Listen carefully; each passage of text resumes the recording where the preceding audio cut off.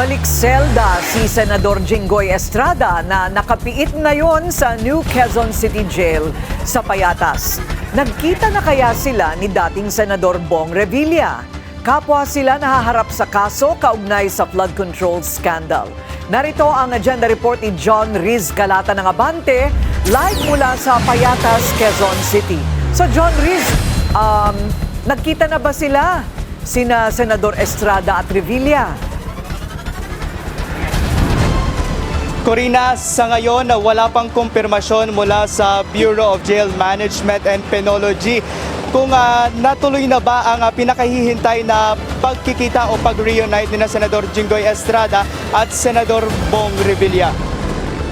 Pero ayon sa BJMP, nakakulong na dito sa Quezon City Jail Male Dormitory sina Estrada, gayon din ang tatlong DPWH NCR officials na sina Denril Cesar Cortuna, Manny Bulusan at Arturo Gonzalez Jr.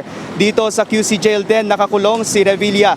Sa ngayon, tahimik at payapa ang sitwasyon dito sa nasabing piitan. Ilang oras matapos magbalik si Estrada mula sa Sandigan Bayan para sana sa kanyang arraignment hearing at pre-trial na ipinagpaliban at iniurong sa Huwebes, June 4. Kaninang hapon, namataang pumasok sa QC Jail ang aktres na si Arlene Mulak na staff umano ni Senador Estrada. Bumisita rin dito sa piitan si Agimat Party List Representative Brian Revilla na nagbigay ng update sa kalagayan ng kanyang ama. Let's say it's okay. It's day-to-day thing. Alam niyo naman, hirap naman din ang kinakalagayan. But, laban lang. Sinabi ng nakababatang Revilla na wala pa siyang update kung nagkita na ba ang kanyang ama at si Senador Estrada. Aminado rin ito na mainit sa selda ng kanyang ama dahil hindi ito air-conditioned. Nasa 2 o 3 tauhan ng BJMP ang nagre-relyebuhan para magbantay sa gate ng QC Jail. Samantala, matapos iurong ang arraignment sa Sandigan Bayan, dinala ulit sa PNP General Hospital si Binoan bandang alas 4:30 ng hapon. Matapos muling tumaas ang kanyang presyon na umabot sa 160/90 bago magsimula ang sesyon ng anti-graft court. Patuloy pa rin ang pag-oobserba ng PNP Health Service sa dating kalihim. Tiniyak din ng PNP na magbibigay ito ng update kaugnay sa kalagayan ni Bunoan. So, hindi pa natin malalaman kung ano talaga ang kanilang mga itsura. Bawal ba na sila ay ma-interview? John Riz?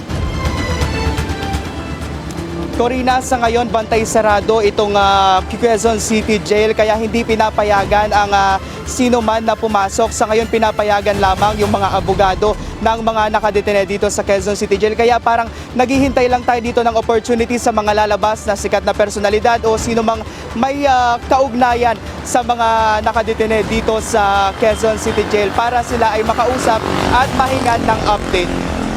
At hindi rin natin alam kung ano ba, general population ba sila, magkakasama sila sa ibang mga preso o sila ay nakahiwalay? Yes, Corina, sa ngayon sa information na binigay ng BJMP, nasa kustodiya pa lang nila o nandito nakakulong sa Quezon City Jail sina Senador Estrada, gayon din yung tatlong DPWH NCR official, pero walang sinabi kung saan sila nakasama, kung kabilang ba nila sa selda yung general population. Okay, maraming salamat. John Riz Calata ng Abante, nag-uulat live mula sa Payatas, Quezon City. Manatiling nakatutok sa Bilyonaryo News Channel. Sumubaybay sa aming social media accounts at mag-subscribe sa aming YouTube channel para sa mga bago at eksklusibong balita.